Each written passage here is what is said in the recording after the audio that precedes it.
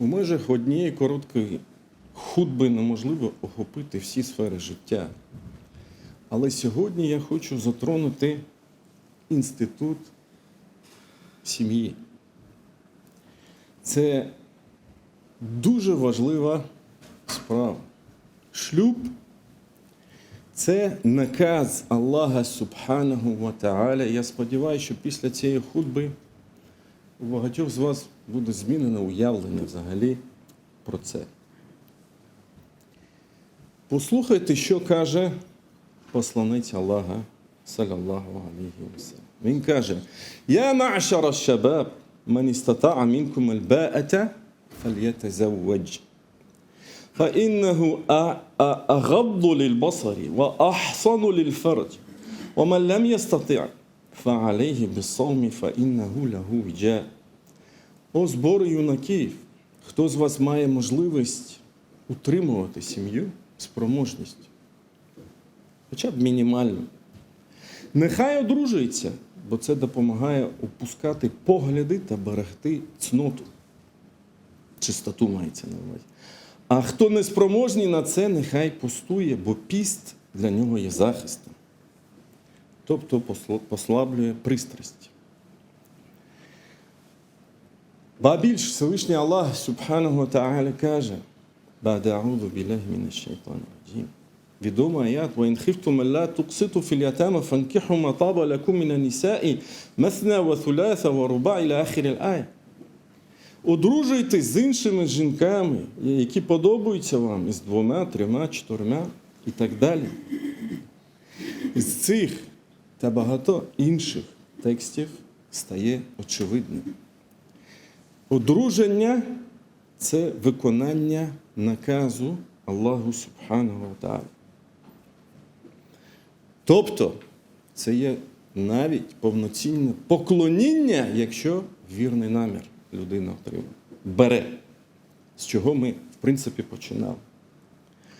Шлюб – це сунна всіх пророків, алейхім афдалу салаті вассалям. Одруження було невіддільною частиною життя посланців, пророків, всіх, про що свідчить Коран. وَلَقَدْ أَرْسَلْنَا رُسُلًا مِّن قَبْلِكَ وَجَعَلْنَا لَهُمْ أَزْوَاجًا وَذُرِّيَّةً.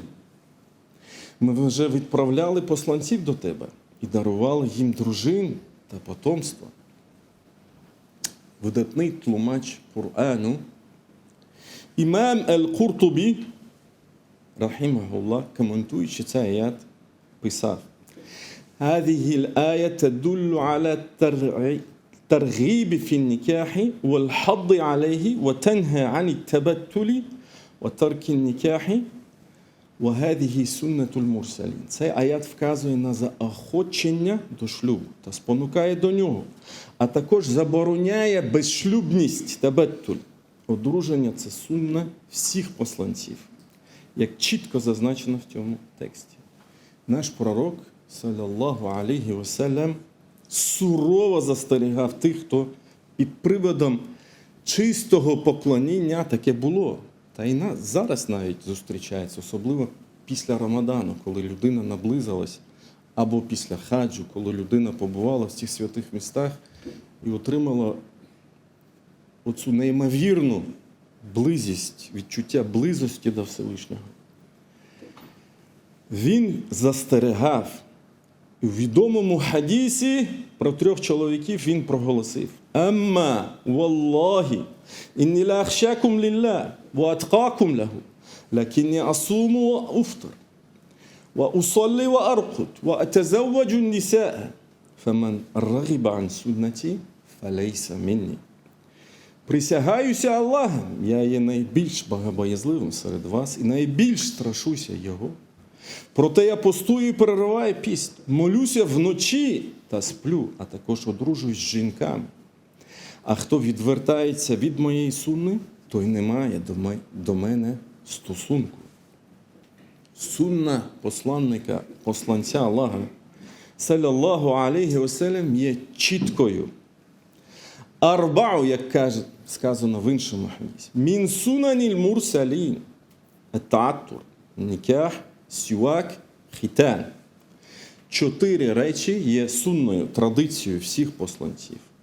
Використання пахощів, духи, одруження, чищення зубів, сівак та обрізання. Ба більш є заборона на чернецтво, монашество, табеттуль, безшлюбність. Са'д ібн Ваккас розповідав: «Радда Расулуллахі саллаллаху алейхі вассалям аля Уthman ібн Мат'ун ат-табеттуль». Був відомий сподвижник Уthman ібн Мат'ун, якого пророк навіть назвав своїм другом. Коли він помер, він поставив біля його голови каміння, щоб впізнавати його могилу.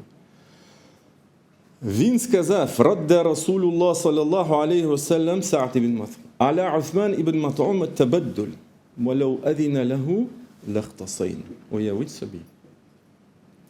Так сказав сподвижник. Посланник Аллаха, саллаллаху алейхі вассалям, заборонив Уthману ібн Мат'уну чернецтво, відмовив від жінок. Якби він дозволив йому це, ми б кастрували себе. Чому він так казав? Тому що він відчув цю духовність, близькість до Всевишнього. У нього на той момент, коли він це казав, було таке відчуття. Посланник Аллаха, саллаллаху алейхі вассалям, велів одружуватися і сурово забороняв безшлюбність, примовляючи в цьому, кажучи. Він казав: одружуйтесь з люблячими та здатними народжувати жінками. Та, хто може народжувати. Адже в день Воскресіння я пишатимусь вашою численністю перед іншими пророками.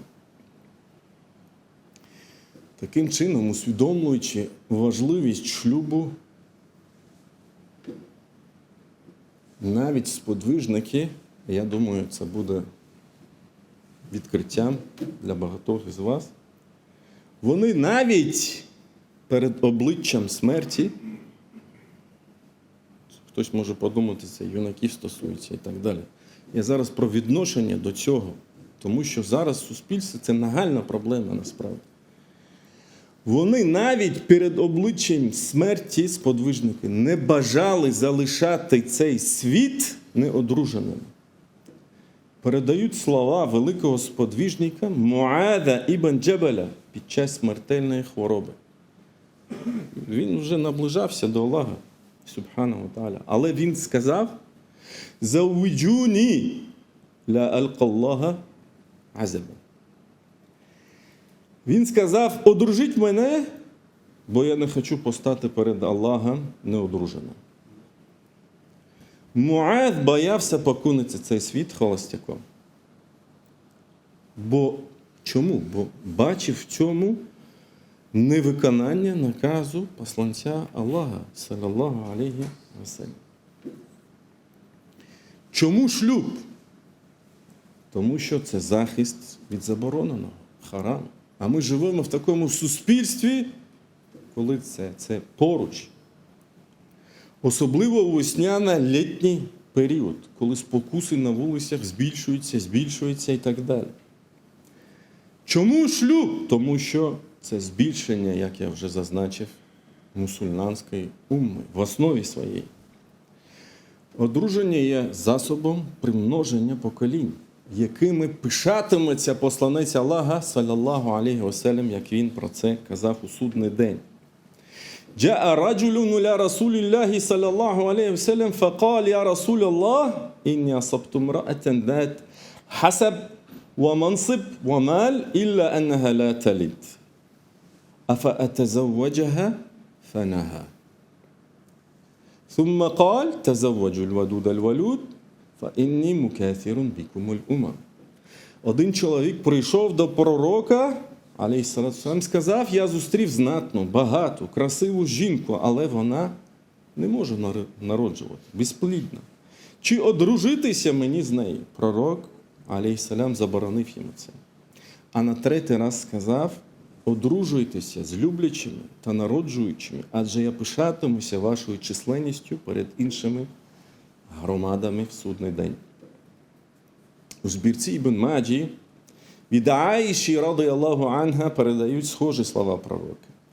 النكاح من سنتي فمن لم يعمل بسنتي فليس مني وتزوج فإني مكاثر بكم الأمم إلى آخر الحديث. Шлюб – це моя сунна, а хто не чинить згідно з моєю сунною, той не зі мною.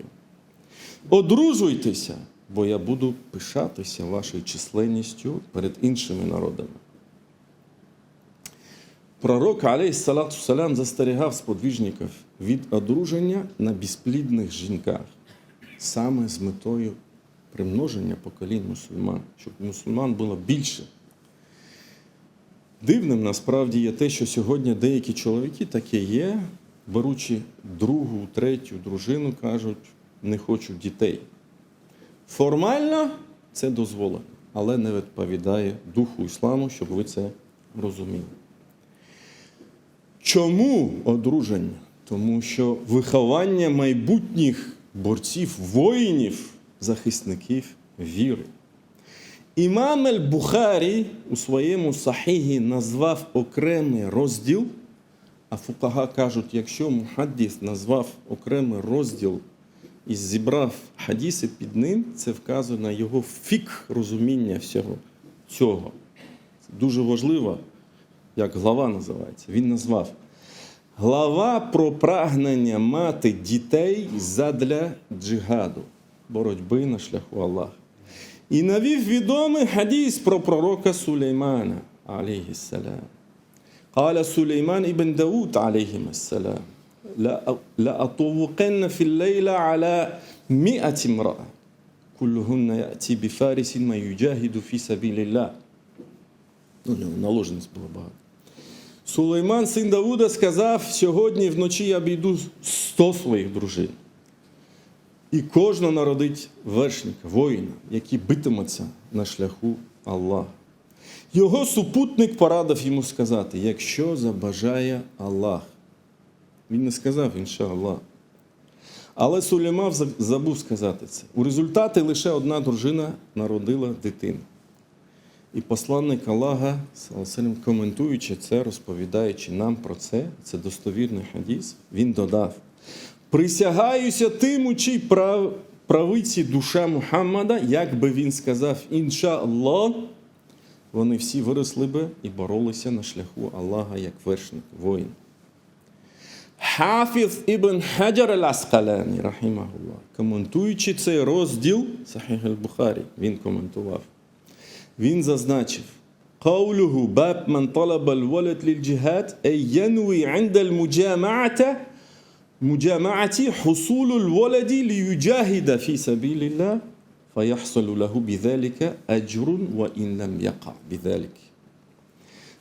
Глава про тих, хто прагне дітей для джихаду, означає, людина під час інтимної близькості має намір зачати дитину, яка в майбутньому захищатиме віру на шляху Аллаха.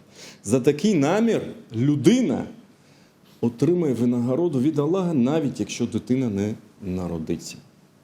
Також Ібн Хаджар, рахімахуллах, в іншій главі каже: прагнення мати дітей, писав: «Ей біль істикфарі мін джима'i зауджа». أو المراد الحث على قصد الاستلاد بالجماع لا الاقتصار على مجرد اللذة. Тобто йдеться про заохочення прагнути продовження роду через близькість, а не обмежуватися лише отриманням задоволення. Імам аль-Маварді, рахімахуллах, у своїй праці зазначив: وَأَنْ يَنْوِي فِي ذَلِكَ كُلِّهِ نِيَّةِ الْوَلَدِ وأن يتعوذ بالله من الشيطان الرجيم وأن ينوي في الولد أن الله لعله يرزقه من يعبد الله ويوحده إلى آخر الكلام. Людина повинна мати намір на народження дитини під час близькості. Просити в Аллаха захисту від шайтана та сподіватися, що Аллах дарує їй нащадка, який буде поклонятися йому. Сповідувати єдинобожжя через якого покращиться стан творінь, утвердиться істина та правдивість, які принесе користь рабам Аллаха, та розбудує рідні землі. Кінець цитати. Це слова вчених. Як вони це розуміли? Чому, подружжя, чому сім'я, інтимна близькість у шлюбі – це насправді не сором, а поклоніння, з чого ми почали? Хтось може здивуватися, як можна говорити про подружню близькість та продовження роду з трибуну Мінбару. Так, про це можна і необхідно говорити сьогодні, під час війни, особливо тут, особливо зараз, особливо в ці часи. Ми часто скаржимося, що нас мало. Мусульман мало, не з ким поговорити, не з ким дружити і так далі. Так, як змінити цю ситуацію? Що робити? Просто це проблема реальна, коли ти бачиш, як юнаки ходять і про щось думають і не одружуються. Це проблема, коли ти бачиш дорослих людей, які не розуміють всього цього. І це, як я вже зазначив, глобальна проблема насправді. А тепер я ще вам наведу слова величного та суворого Умара ібн аль-Хаттаба, радiyallahu анху, який сказав: «Ма аті нісаа лі шахва, валауля л-валаду ма атейту ніса». Я не наближаюся до жінок заради пристрасті. Якби не прагнення мати дітей, я б взагалі до них не підходив. І навіть передають, що він казав: «Інні ла укрігу нефсі аля л-джимаї, кай тахруджа мінні несметун тусаббіхуллах та'аля». Я іноді змушую себе до близькості лише заради того, щоб з мене вийшла душа, яка прославлятиме Всевишнього Аллаха. Вони так це розуміли. Чому шлюб? Тому що у шлюбі, дорогі брати та сестри, закладена величезна милість Всевишнього. Шлюб – це джерело Всевишнього. Це джерело постійної милості Всевишнього. Садака на кожному кроці цього нелегкого сімейного шляху. Шлюб містить безмежну милість Аллаха. Це безліч різних поклонінь в одному, насправді, дії, в одній дії. У ньому відкриваються широкі двері для отримання винагород, у збереження себе та дружини від гріха і милостиня, садака, як казав про це пророк мир йому. І у близькості кожного з вас садака, він казав так. У доброму ставленні до родини є садака. Найкращий з вас є найкращим до своєї родини, як казав пророк Мухаммад мир. У ласці до дітей та їх вихованні садака. У терпінні під час заробітку на прожиття родини садака. У витратах на сім'ю садака. Навіть у терпінні під час втрати дитини, якщо померла дитина, велика садака. Розумієте? Як би у шлюбі не було жодної іншої користі, окрім постійної винагороди від Аллаха, розумній людини вже цього було б цілком достатньо, щоб поспішити до одруження. Якщо ми прагнемо досягнення високих цілей, хочемо збудувати міцну мусульманську спільноту там, де ми живемо, ми зобов'язані починати з інституту сім'ї. Сім'я, насправді, це перша клітина суспільства. Це, якщо забажаєте, маленька міні-держава.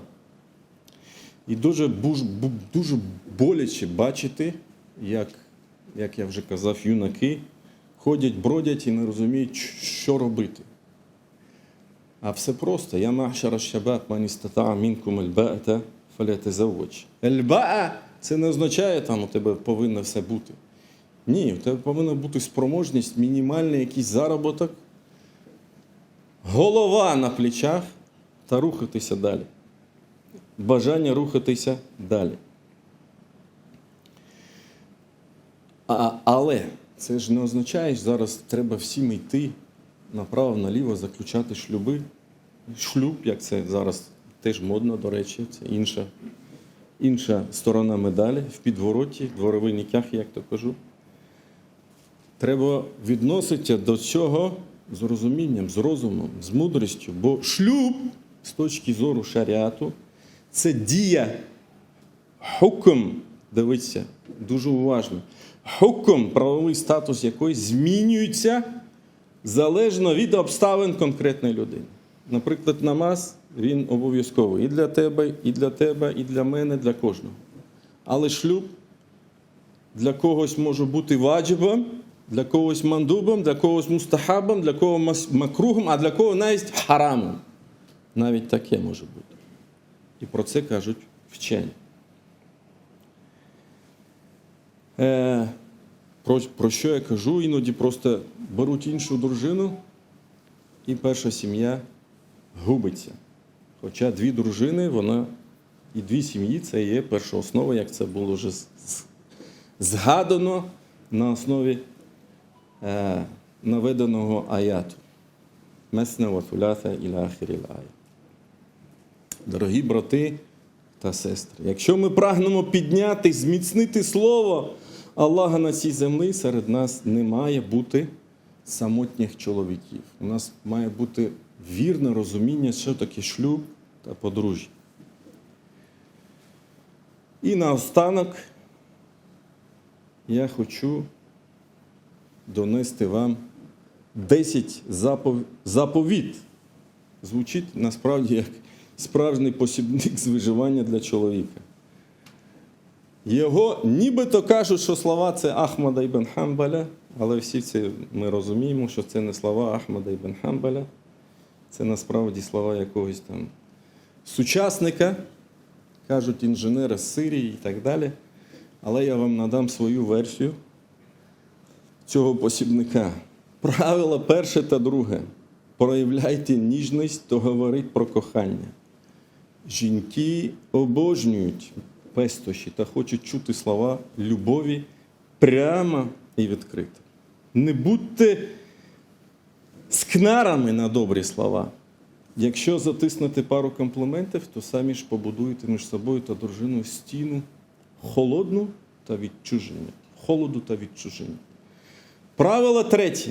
Знайдіть золоту середину. Жінки терпіти не можуть занадто сурових і деспотичних чоловіків. Але водночас легко сідають на голову занадто слабким і м'якотливим. Будьте мужніми, але гнучкими. Правило четверте. Стежте за собою. Вони хочуть бачити вас такими ж, яким ви хочете бачити їх. Приємні слова, охайний вигляд, чистий одяг, гарний парфум.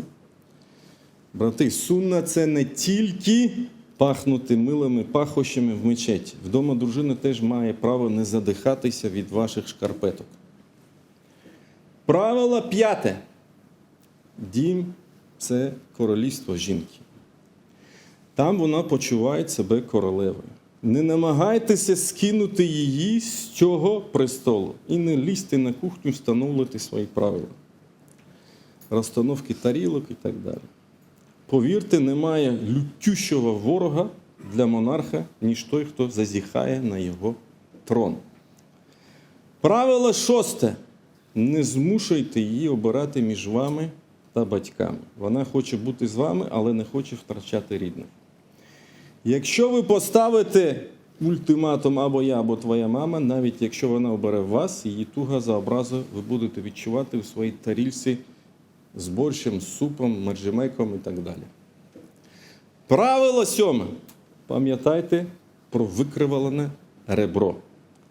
Жінка створена з викривленого ребра. В цьому секрет її краси та привабливості. Як кажуть поети, навіть брову прикрашає її вигин.